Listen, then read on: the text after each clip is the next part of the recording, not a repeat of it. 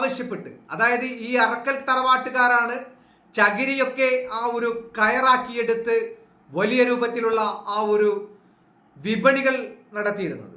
അപ്പോൾ പണ്ട് കാലം മുതൽ തന്നെ ഓരോ ആ ഒരു ബിസിനസ്സുകൾ ഉണ്ടായിരുന്നു. വലിയ വലിയ തറവാട്ടുകാരുടെ കൈകളിലായിരുന്നു അത്തരം കാര്യങ്ങളൊക്കെ. കൊപ്ര, അതുപോലെ തന്നെ ഈ വെളിച്ചെണ്ണ ആട്ടുന്ന ആ ഒരു ചക്ക് പോലെയുള്ള സംഭവങ്ങൾ, എണ്ണാട്ടുന്ന ആ ഒരു ചക്കൊക്കെ ഞാൻ കണ്ടിട്ടുണ്ട്. കാരണം ഒരു കാളയെ ഉപയോഗിച്ചുകൊണ്ട് വലിയ ഒരു ഉരുളി പോലെയുള്ള ഒരു സംഭവം, അതിൽ ഒരു കലപ്പ പോലെയുള്ള സംഭവം ഉപയോഗിച്ചാണ് ഈ കാളയുടെ ഒരറ്റം ഈ കാളയുടെ ആ ഒരു തോളിലും, അതുപോലെ തന്നെ ഇതിന് വെയിറ്റ് കിട്ടാൻ വേണ്ടി ഒരാൾ ആ ഒരു ഉരുളിയോട് ചേർന്ന് തന്നെ ഈ ഒരു കലപ്പ പോലെയുള്ള സംഭവത്തുമേൽ ഇരുന്നു കൊണ്ട് ആ ചക്കാട്ടുന്ന ദൃശ്യമൊക്കെ ഞാൻ കണ്ടിട്ടുണ്ട്. എള്ള് ഉപയോഗിച്ചുകൊണ്ട് എണ്ണാട്ടുന്ന ആ ഒരു കാലം ഉണ്ടായിരുന്നു, ഞാൻ കണ്ടിട്ടുണ്ട്. അപ്പൊ അതുപോലെ തന്നെ ആയിരിക്കണം ഈ വെളിച്ചെണ്ണ, കൊപ്ര ഉപയോഗിച്ച് വെളിച്ചെണ്ണയാക്കി മാറ്റി അത് വലിയ രൂപത്തിലുള്ള വിപണികളൊക്കെ അക്കാലത്ത് നടത്തിരുന്നത്. അപ്പൊ അങ്ങനെയുള്ള ഒരു കുത്തക അവകാശ രൂപം, അതിനെ തകർക്കാൻ വേണ്ടി ഈ പറയുന്ന ദ്വീപ് നിവാസികൾ ഈ അറക്കൽ തറവാടിന് നേരെ സമരം തുടങ്ങി എന്നുള്ളതാണ്. കടക്കണയിലാക്കി പിടിച്ചെടുക്കുക, അതിന് നാട്ടുകാരുടെ സമ്മതി നേടുക എന്ന ബ്രിട്ടീഷ് തന്ത്രം വിജയിച്ചു എന്നുള്ളതാണ്. അപ്പൊ ബ്രിട്ടീഷുകാരാണ് ഈ പറയുന്ന ആ ഒരു ദ്വീപ് നിവാസികൾക്ക് അറക്കൽ ആ ഒരു തറവാട്ടുകാരുടെ ആ ഒരു വലിയ ബിസിനസ് സാമ്രാജ്യം അതിനെ ഇല്ലായ്മ ചെയ്താൽ മാത്രമേ അവർ ചിന്തിക്കുന്ന രൂപത്തിൽ ബ്രിട്ടീഷിന്റെ ആ ഒരു ഭരണം സംവിധാനങ്ങൾ അവിടെ കൊണ്ടുവരാൻ അവർക്ക് സാധിക്കുകയുള്ളൂ. അപ്പൊ ആ തന്ത്രം ബ്രിട്ടീഷുകാർക്ക് വിജയിച്ചു. പല പല നടപടികൾക്കൊടുവിൽ 1908 നവംബർ 15 ലക്ഷദ്വീപുകളുടെ അധികാരമടക്കം രാജാധികാരങ്ങളെല്ലാം ബ്രിട്ടീഷ് ഇന്ത്യൻ ഭരണാധികാരികൾക്ക് വിട്ടുകൊടുക്കാൻ അറക്കൽ ആദിരാജ ഇമ്പിച്ചി ബീവി നിർബന്ധിതയായി. അപ്പോ അന്ന് എന്തിനു വേണ്ടിയായിരുന്നു അത്തരം പ്രഹസനങ്ങളൊക്കെ ആ ഒരു ദ്വീപ് നിവാസികളൊക്കെ ചെയ്തു കൂട്ടിയിരുന്നത് എന്ന് നമുക്ക് ഓർക്കുമ്പോൾ തന്നെ വളരെ മാറ്റങ്ങളാണ്. ലക്ഷദ്വീപിനെ കുറിച്ചൊക്കെ ഇപ്പോൾ ഒരുപാട് ആളുകൾ പറയുന്നു, വലിയ രൂപത്തിലുള്ള ആ ഒരു ഡെവലപ്പായിക്കൊണ്ടിരിക്കുന്ന ഒരു സംഭവങ്ങളായി മാറി എന്നുള്ളതാണ്. അപ്പൊ ഇങ്ങനെ പണ്ടുകാല ചരിത്രങ്ങൾ, നമ്മൾ നമ്മുടെ ആ ഒരു ചെറിയ കുടിൽ കുടുംബത്തിനെ കുറിച്ചാണ് ഞാൻ പറഞ്ഞത്. അങ്ങനെ എണ്ണിത്തിട്ടപ്പെടുത്തി ആ മിച്ചം വരുന്ന പൈസയിൽ ഒരു 100 രൂപ കിട്ടുകയാണെങ്കിൽ അതിൽ 30 രൂപ ഭക്ഷണത്തിന് മാത്രം മാറ്റിവെച്ച് ആ ഒരു നമ്മുടെ പൂർവികന്മാരായിട്ടുള്ള ആ ഒരു മനുഷ്യർ, അവർ നമുക്ക് മഹാന്മാർ തന്നെയാണ്. നമ്മളെയൊക്കെ ഈ നിലയിൽ എത്തിച്ചതും ആ മഹാന്മാർ തന്നെയാണ്. എൻ്റെ ഉപ്പ മരണപ്പെട്ട് ഇപ്പോൾ 3 വർഷം കഴിഞ്ഞു. അപ്പോൾ എനിക്ക് എൻ്റെ ആ ഒരു ചെറുപ്പകാലത്തിൽ എൻ്റെ കൈ പിടിച്ചു കൊണ്ട് നടന്ന എൻ്റെ ഉപ്പ തന്നെയാണ് എൻ്റെ ഈ ലോകത്തിലെ ഏറ്റവും വലിയ മഹാൻ എന്ന് ഞാൻ വിശ്വസിക്കുന്ന വ്യക്തിയാണ്. ഞാൻ പലതവണ ഗൾഫ് യാത്രകൾ നടത്തിയിട്ടുണ്ട്. അതുപോലെ തന്നെ നമ്മുടെ ഇന്ത്യയിൽ തന്നെ പല സ്ഥലങ്ങളിലും സഞ്ചരിച്ചിട്ടുണ്ട്.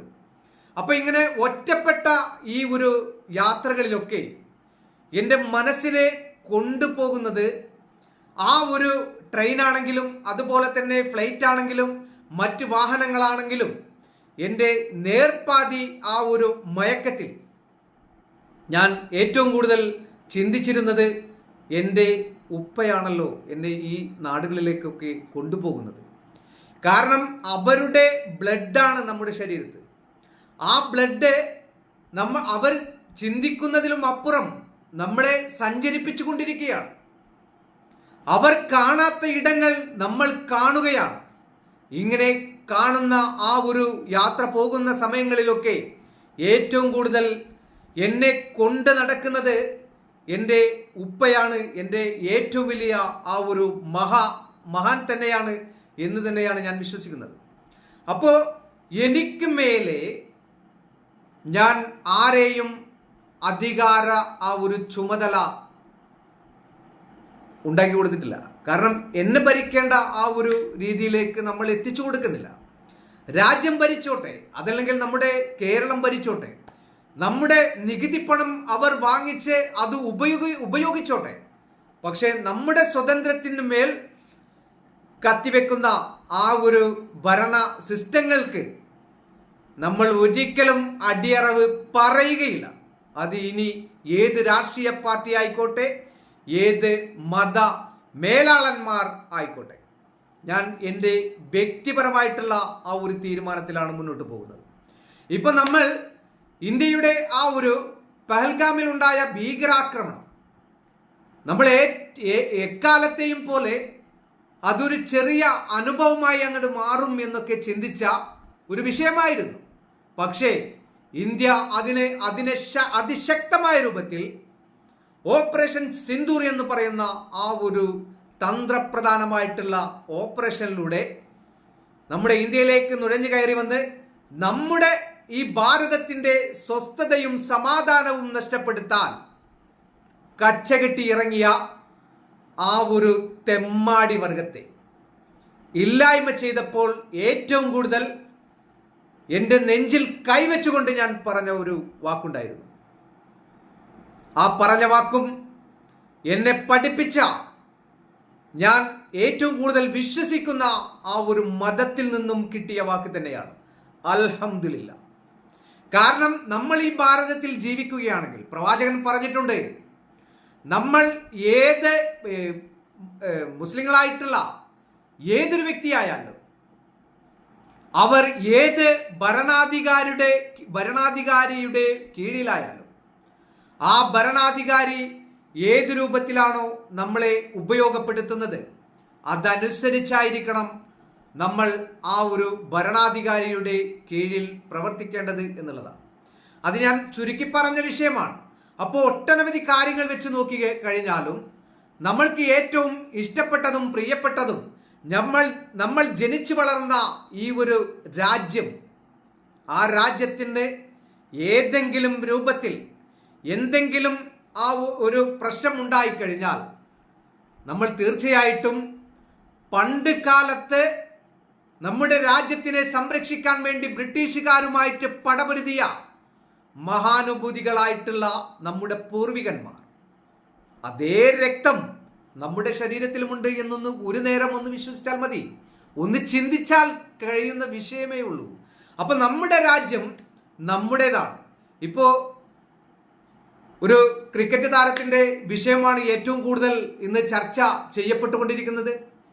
ആ ക്രിക്കറ്റ് താരത്തിന്റെ വിഷയം ഇന്ന് ഇന്ത്യ ഏറ്റവും കൂടുതൽ ചർച്ച ചെയ്തുകൊണ്ടിരിക്കുകയാണ്. അതിന് ഏറ്റവും അവർക്ക് വേണ്ടുന്ന എല്ലാവിധ സംവിധാനങ്ങളും ചെയ്തു കൊടുത്തത്, അവരെ ആദരവപൂർവം ക്ഷണിച്ച ആ ഒരു ആളുകൾ നമ്മുടെ ഇന്ത്യയിലുള്ള ഈ കൊച്ചു കേരളത്തിലുള്ള മലയാളികളാണ് എന്ന് പറഞ്ഞപ്പോൾ എനിക്ക് പുച്ഛം തോന്നി. നമുക്ക് ആർക്കും ആരോടും ഒരു ഇഷ്ടം തോന്നാം, അവരെ നമുക്ക് ആരാധിക്കാം. അതൊരു ആരാധന എന്നുദ്ദേശിക്കുന്നത് അവർക്ക് വേണ്ടി സുജൂദ് ചെയ്യുക എന്നല്ല. അവർ നമ്മുടെ ഒരു എനർജിയാണ്. നമുക്ക് കഴിയാത്ത വിഷയങ്ങളിൽ അവർ പ്രഗത്ഭരാണ്. ആ ഒരു പ്രഗത്ഭരായിട്ടുള്ള ആളുകൾക്ക് കൊടുക്കുന്ന ഒരു സ്നേഹോപഹാരം എന്നുള്ള ഒരു ആദരവ് മാത്രമേ ഉള്ളൂ. അപ്പോ ഈ പറയുന്ന ഒരു പാകിസ്ഥാൻ ക്രിക്കറ്റ് താരത്തിന് മലയാളികളായിട്ടുള്ള ആളുകൾ അവരെ സപ്പോർട്ട് ചെയ്തുകൊണ്ട് കാണിച്ചു കൂട്ടിയ ആ ഒരു പേക്കൂത്തുകൾ കണ്ടപ്പോൾ എന്തൊക്കെയോ എവിടൊക്കെയോ ഒരു കൊളത്തി വലിക്കുന്ന ഒരു രീതിയാണ് ഉണ്ടായത്. അപ്പോൾ ഇവരാരും ചിന്തിക്കുന്നത് പോലെയല്ല. ഇപ്പോൾ വിദേശ രാജ്യങ്ങളിലാണെങ്കിൽ പാകിസ്ഥാനികളായിട്ടുള്ള ആളുകളും അഫ്ഗാനികളും പല രാജ്യക്കാരും ഇവരുമായിട്ടൊക്കെ മിങ്കിൾ ചെയ്ത് ജീവിച്ച ഒരു വ്യക്തിയായതുകൊണ്ട് തന്നെയാണ് ഞാൻ പറയുന്നത്. പക്ഷേ അത് മറ്റ് രാജ്യത്ത് നമ്മൾ ജോലി ചെയ്യാൻ വേണ്ടി പോയ സ്ഥലമാണ്. അത് നമ്മുടെ രാജ്യമല്ല. ചില ആളുകൾ വർഷങ്ങളോളം അവിടെ ജീവിച്ച് അവിടുത്തെ പൗരനാണ് എന്നുള്ള ആ ഒരു രീതിയിൽ ജീവിക്കുന്ന ഒരുപാട് ആളുകളുണ്ട്. സമ്പത്തെല്ലാം അവിടെ തന്നെ ഇൻവെസ്റ്റ് ചെയ്തിട്ട്. പക്ഷെ നമ്മുടെ രാജ്യം എന്ന് പറയുന്നത് നമ്മൾ ജനിച്ചു വളർന്ന ഈ മണ്ണ് തന്നെയാണ്. അപ്പോൾ നമ്മുടെ മുൻകാല ആളുകളൊക്കെ ജനിച്ചു വളർന്ന മണ്ണാണ് നമ്മുടെ ഭാരതം. അപ്പൊ ഈ ഭാരതത്തിന് ക്ഷതമേൽക്കുന്ന